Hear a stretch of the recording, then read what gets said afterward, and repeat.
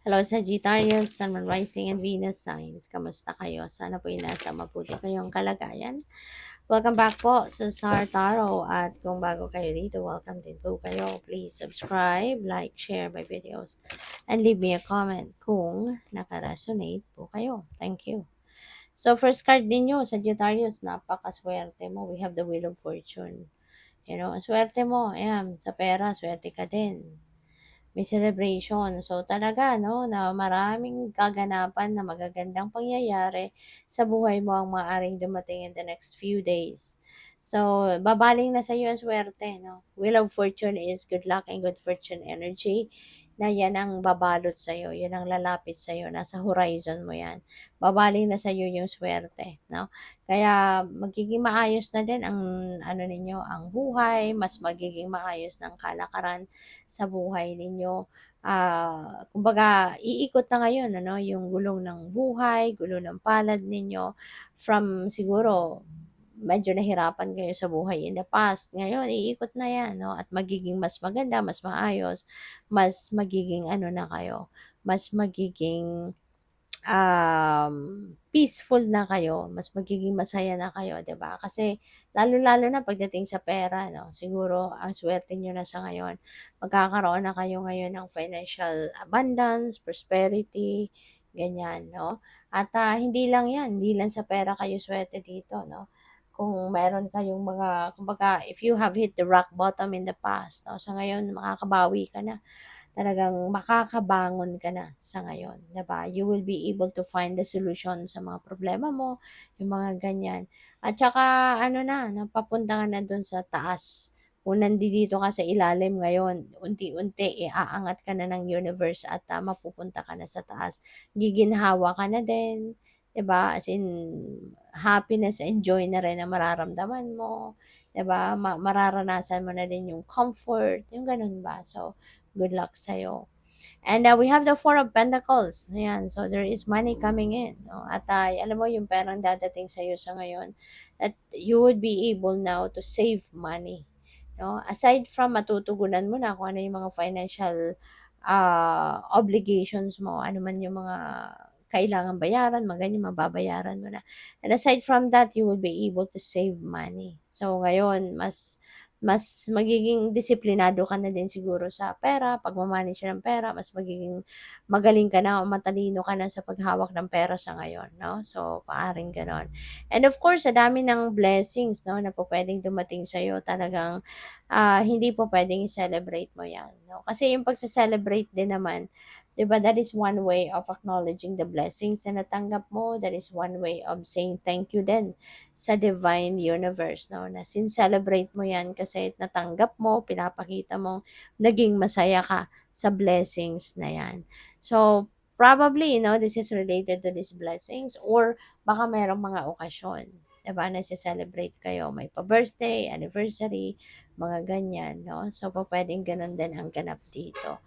Or pwedeng makiki-celebrate ka, 'di ba? Maaaring hindi ikaw yung may okasyon, pero baka meron kang imbitasyon, 'di ba? Para pumunta sa selebrasyon ng kung sino man na kamag-anak mo, kaibigan, 'di ba? Kakilala, mga ganyan.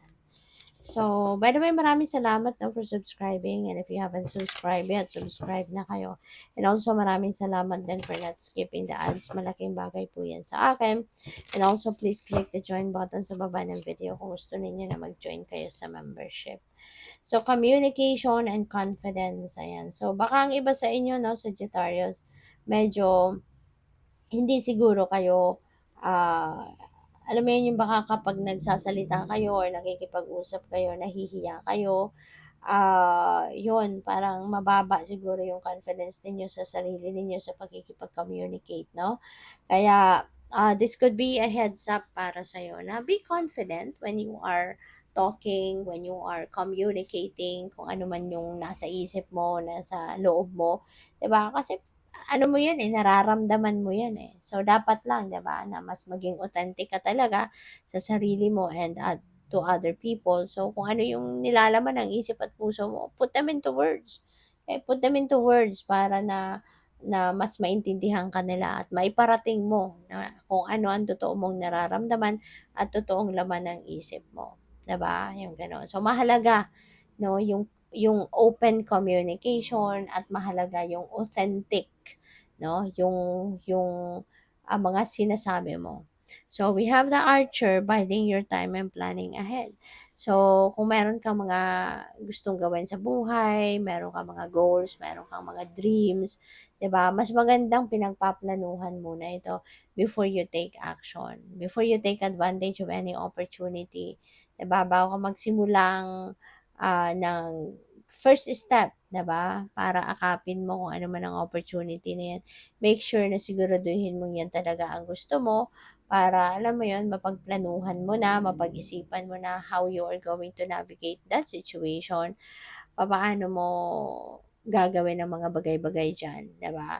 So 'yun, mas magandang nagpaplano kasi kahit papaano may gabay ka, 'di ba? When you have plans, kahit papaano maiiwasan na mangangapa ka pa, maiiwasan na mamroblema ka, nandiya-diyan ka na sa journey na 'yan tsaka ka mamomroblema, tsaka ka mag-iisip, 'di ba? So in a way parang ang daming oras na nasasayang mo, 'di ba? Samantalang before you jump into a situation, kung pinag-isipan mo na, pinagplanuhan mo na, 'di ba? At least, 'di ba, may sistema ka ng susundin. Alam mo na kung ano yung uunahin mo, alam mo na kung sinong kakausapin mo, alam mo na kung ano yung gagawin mo, 'di ba? So may advantage pa rin, 'di ba? Yung may pinagplanuhan. At kung meron mang kailangan i-adjust, at least konti na lang, 'di ba? So, we have the runway. May mga secrets dito na pupuwedeng lalabas. So, it could be your secret na puwedeng ilalabas mo, ikaw mismo, baka i-she-share mo na 'to sa iba, hindi mo na 'to itatago pa. Or this could be a secret 'no, na maririnig mo from other people. Baka merong ibang tao magchichika sa'yo 'no, sikreto ng kung sino man, kuwento ng buhay ng kung sino man, 'di ba? So, maaaring ito yung maririnig mo sa ngayon. And running from problems, no? Sagittarius, kung meron kayong ganitong tendency, 'di ba, na iniiwasan ng problema, 'di ba mahirap 'yon? Kasi hindi naman 'yan mawawala eh. Hindi maso-solve ang problema kung tatakasan ang problema. Hindi mawawala ang problema kung iiwasan ang problema, 'di ba? Kasi hindi 'yun ang solusyon eh, yung pagtakas, pagtakbo sa problema, hindi 'yun ang solusyon. Bagkus, that is going to attract more problems. Mas marami pa tuloy ang magiging problema kung iiwanan mo 'yan, kung tatalikuran mo 'yan, kung iiwasan mo 'yan. Manganganak pa 'yan, 'di ba? So, mas maganda na kung alam mo na yung anong problema, imbes na talikuran mo, takasan mo, isipin mo na agad, ano kaya ang gagawin ko para makaahon ako from this problem? Ano ang puwede kong gawin? Sinong puwede kong lapitan? Sinong hihingian ko ng tulong para sa ma-solve ang problemang ito? Rather than tatalikuran, 'di ba? Kasi mas lalong magiging komplikado ang sitwasyon, pupuwedeng mas lalong manganak yung problema, so mas lalong mahirap pagdating ng panahon. So mas maganda 'no, na instead of running from problems, harapin mo face to face, head on, at isipin mo kung ano yung magagawa mo para na ma-solve na ang problema para matapos na. 'Di ba? Para wala, maka-relax ka na, makahinga ka na ng maluwag, okay? So, good luck. Thank you for watching. Love and light. Namaste.